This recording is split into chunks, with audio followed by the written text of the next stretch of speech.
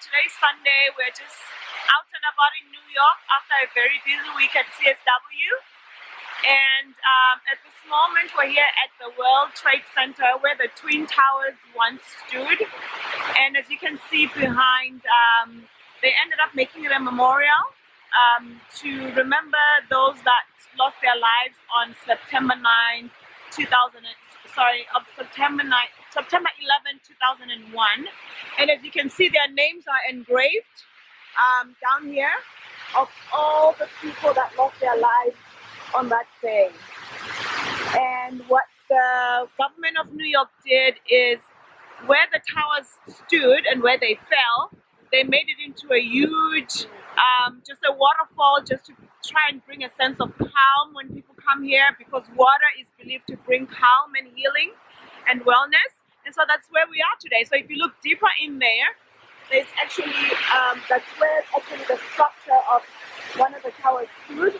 They couldn't do anything with that, but they just made it into a big hall, and it's beautiful to behold though. So I just here as well, remembering those that lost their lives. Anyway, Connor, It's sad. It's sad.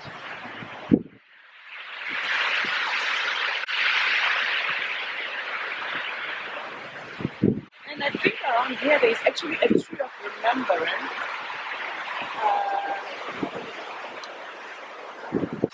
So as you can tell, visitors are invited to touch the memorial name as a way to offer your condolence. let me see if there's any Zulu name in there too. Okay. I'm feeling confused.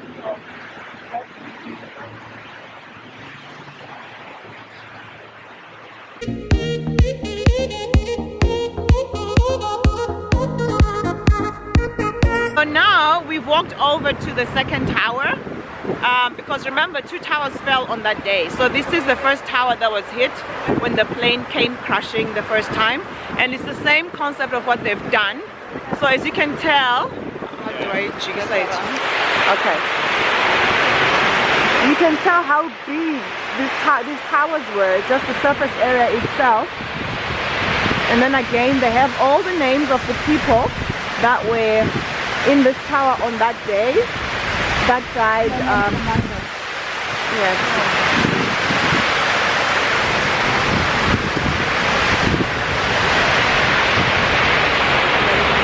Look at the rainbow the rainbow by the water down there. And we have a rainbow, you all. And over there as well,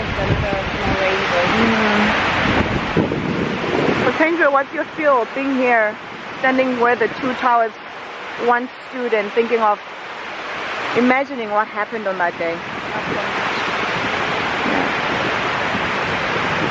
Yeah. So now imagine all the families that have to keep coming here every year to remember their loved ones, some of them who 18 years later still did not get anything that was left by their loved ones, be it like a hat or a body part or just even their names being recognized. They come here every year to commemorate the day and to remember their loved ones. I know, that's the line. I know you guys will be there with me down there. That's the line going to the museum, which our friend Cindy here doesn't recommend we do. No, it's too heavy. It's too sad. It's too heavy. And you know what? We are spiritual beings, and ever since I came and I did this tour, that's when I really got to believe that as much as we don't want to recognize it, we are spiritual beings, because you can feel those spirits in that museum. There are people that are still laying there. For some of them, they ended up just covering them. There are spirits that are in there, the way they died in pain. You know, you walk through the museum and they give you headphones, and you walk through the spaces where they tell you this is where the last fireman stood, or where he jumped, or where, you know, there was a firefighter who decided to do something to give his life for another person, or where something stood, or where maybe a portion of the building collapsed on people, then it just, you know, just came down on them, so they couldn't remove them. I remember the first time I came here, I think it was 2002-03, but it was not yet a memorial. It was still the dump from it was still like ground zero. It was so sad. Yeah. It's a big tourist attraction, and it's. I mean, I can imagine a few generations to come, our children's children will be coming here to continue to learn about what happened here on, you know, that fateful morning in 2001. But it's really sad. Each time I come here, I feel the same. But the good thing is the families do have somewhere to go and remember them. Good and bad, because I wonder for the families that still need Closure. Because 18 years later there are other families that are still waiting to even get a tooth of their loved one, you know, and nothing has come. Please tell us about that fateful day for the firemen. So there's one of the fire chiefs who worked here in New York. His son had just actually joined. He had been in the force, I think, for 30 years. His son had just joined him a week prior to the fall of the towers, and he was working around the city for this portion where the museum is now, where the Twin Towers stood. So the son came to work in the morning, and he was to start a shift later in the day. And I believe it was within an hour, because it was around 11 when this happened. Within an hour when the son started the shift, that's when there was the report that a plane had gone into the tower, so they came. And unfortunately, that young man lost his life a week starting his job as a New York firefighter, and his father, who had been in the force for 30 years, until today. He's one of the families that still haven't received anything to say, this is what your son, any remains of their child.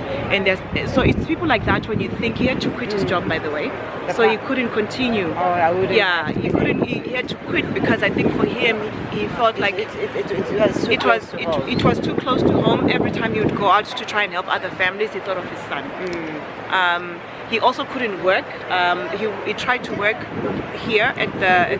He couldn't. So it's really tragic. It's sad. Very sad. Yeah, it's very sad. And the other buildings around it were so lucky because they're so close by. Yeah, but don't forget, Thenjiwe, that all these buildings that you see were not there. They came down as well. Yes. So they had to do a lot of rebuilding. That's why you see there's a lot of construction going on around. Most of these structures are about 7 years old because they had to redo them. You can imagine the impact took down all the windows and all the tall buildings, as much as they might not have come down, but they were all definitely vandalized. Yeah.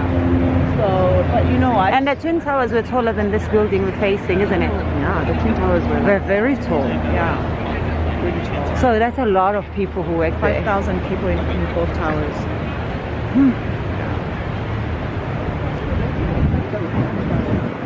This way.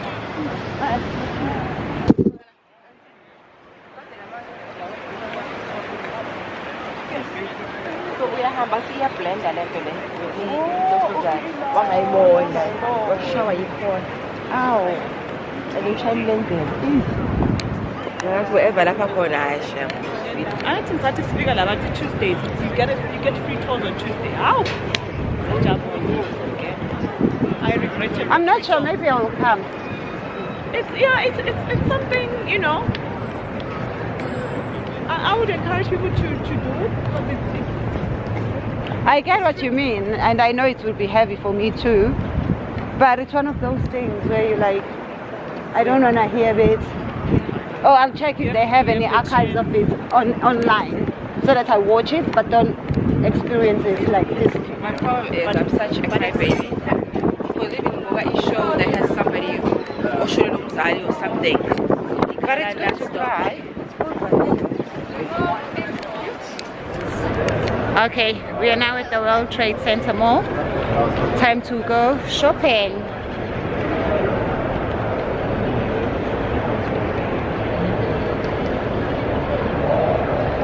We were here with Sbathe. That's what I was saying. Not there. Sbathe, you're the only one missing. You should have been here. But you decided.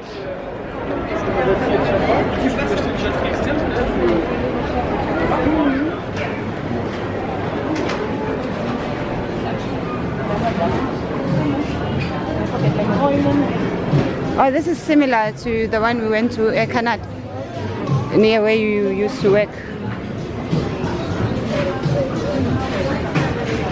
So either we can send it to my place like this whatever we want, or we can use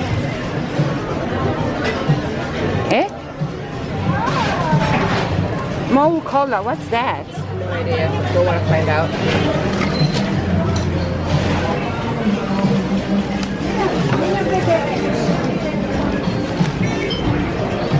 The whole week, this friend of ours did not tell us about this place.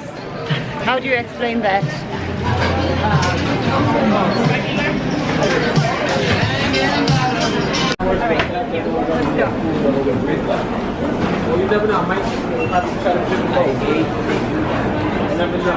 Oh, this is the machine that's making the pasta.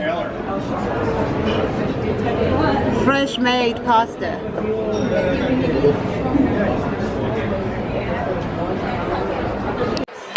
Eating time.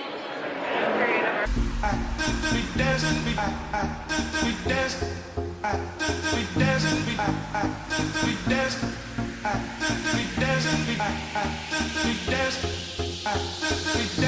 𝙔𝙤𝙪